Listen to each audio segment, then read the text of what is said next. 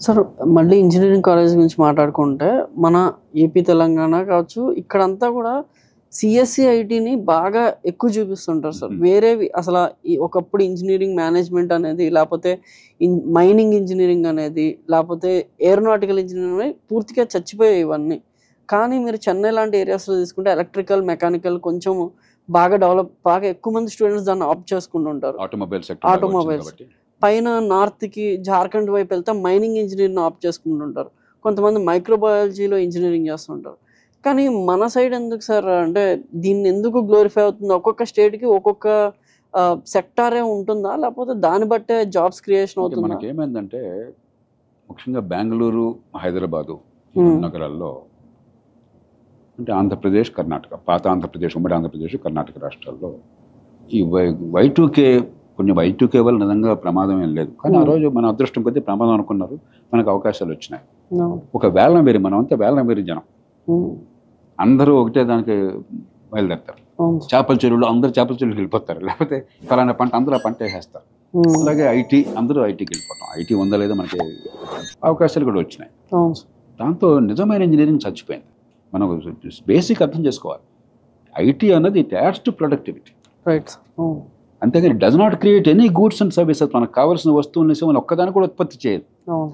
Entertainment అన్న అది కూడా ఎంటర్టైన్మెంట్ కూడా చేసేవాడు వేరు.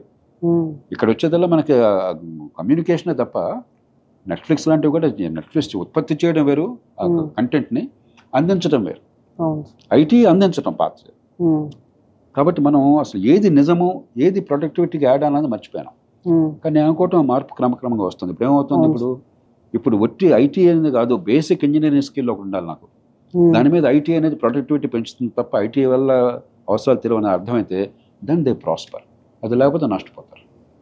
సార్ మ్యానుఫ్యాక్చరింగ్ ఇప్పుడు బేసిక్గా మెకానికల్ ఇవన్నీ కూడా మ్యానుఫ్యాక్చరింగ్ సైడ్ ప్రొడక్ట్ని ప్రొడ్యూస్ చేసే సైడ్ ఉంటుంది సార్. మ్యానుఫ్యాక్చరింగ్ ఎక్కడైతే ఇన్వాల్వ్ అయిందో ఎకో సిస్టమ్ చాలా ఫాస్ట్గా బిల్డ్ అవుతుంది. అంటే ఒక సప్లై చైన్ మేనేజ్మెంట్ అక్కడ కొన్ని ఉద్యోగాలు ఫామ్ అవుతాయి. దాన్ని మళ్ళీ సెల్ చేసేవాడు, దాన్ని హోల్సేల్లో అమ్మేవాడు, రీటైల్లో అమ్మేవాడు, దాన్ని పార్ట్స్ అమ్మేవాడు, ఇలా దాన్ని మళ్ళీ రిపేర్ చేసేవాడు, సర్వీస్ చేసేవాడు, ఇలా చాలా పెద్ద ఎకో సిస్టమ్ బిల్డ్ అవుతుంది. కానీ ఎందుకు సార్ ఇండియా మ్యానుఫ్యాక్చరింగ్ సైడ్ అంతా ఫోకస్ చేయలేకపోతుంది? మనం చాలా తప్పులు చేసాం. ఈ వారంలోనే బహుశా ఇవాళ అనుకుంటాను ఒక పుస్తకం వచ్చింది. అరవింద్ పానగారియా 16వ ఆర్థిక సంఘం అధ్యక్షుడైన, గతంలో నీతి ఆయోగ్ వైస్ చైర్మన్గా చేశాడు. ప్రజలకు కావాల్సినటువంటి మంచి ప్రమాణాల విద్య, ఆరోగ్యం, మౌలిక సదుపాయాలు దాన్ని పక్కన పెట్టేసి మన డబ్బంతా కూడా ఈ పెద్ద పెద్ద ఇండస్ట్రీస్లో పెట్టారు. చివరికి మన బతుకులు నాశనం అయిపోయింది. 2 కీలకమైన దశలో చైనా లాంటి దేశం తప్పు చేసింది అర్థం చేసుకుని పరిస్థితి మార్చింది. కనీసం చైనా అప్పటిదాకా ఏం చేసిందంటే మంచి విద్య, మంచి ఆరోగ్యాన్ని అందించింది. 3వది చైనా 1978లో పంథా మార్చేశారు. తప్పు జరిగిన డెంగ్ షాపింగ్ నాయకత్వంలో ఇది పద్ధతి కాదు, కమ్యూనిస్టు సమాజం ఉండొచ్చు కానీ ఆర్థిక వ్యవస్థ అంతా కూడా మార్కెట్ ఎకానమీతో, పోటీతత్వంతో, ఎంటర్ప్రెన్యూర్షిప్తో రావాలి తప్ప ఇంకో మార్గం లేదని చెప్పి అర్థం చేసుకుని మౌలిక సదుపాయాలు కల్పన చేసి పెట్టుబడులను ఆకర్షించి మ్యానుఫ్యాక్చరింగ్కి చాలా పెద్ద పీట వేశారు. ఎక్స్పోర్ట్కి సూపర్ జైంట్గా మారిపోయినారు. మనం 91 దాకా అసలు ప్రయత్నం చేయాలి. ఎంప్లాయ్మెంట్ తీసుకున్నట్టయితే ఎంప్లాయీ నా గుదిబండి అయిపోతాడు, అవసరం లేకపోయినా నాకు మోయాలి, ఉద్యోగం ఇస్తే నేను పాపం చేసినట్టు అనే పరిస్థితి లేకుండా అవసరాన్ని బట్టి ఉద్యోగాల కల్పన జరగాలి. ఒక కంపెనీ కనుక మార్కెట్లో తట్టుకోలేకపోతే మూత వేసే అవకాశం కావాలి. ఇవేమీ లేకుండా చేశాం. ఒక కంపెనీ మూత వేయాలంటే ఈ మధ్యకాలం దాకా భారతదేశంలో కొన్నేళ్లు పడుతుంది. ఇట్లాగా అడుగడుగునా మనం పిచ్చి సోషలిజం, దొంగ సోషలిజం, అది కొహనా సోషలిజం, ఆ పేరు చెప్పి ఈ దేశంలో ఆర్థిక వ్యవస్థ పెరగకుండా చేశాం. చైనా ఎప్పుడైతే ఆర్థికంగా పెరుగుతుందో, ఉద్యోగులు పనిచేసే వాళ్ళ సంఖ్య తగ్గుతుందో కొన్ని వదిలేయాల్సి వస్తుంది వాళ్ళు. అవన్నీ ఎక్కడికి పోతున్నాయి? మనకంటే వియట్నాంకి ఎక్కువ వెళ్తున్నాయి. నేను నిరాశతో చెప్పట్లా, మనకు కొంచెం కసి రావాలని చెప్తున్నాను, నిజం ఇది.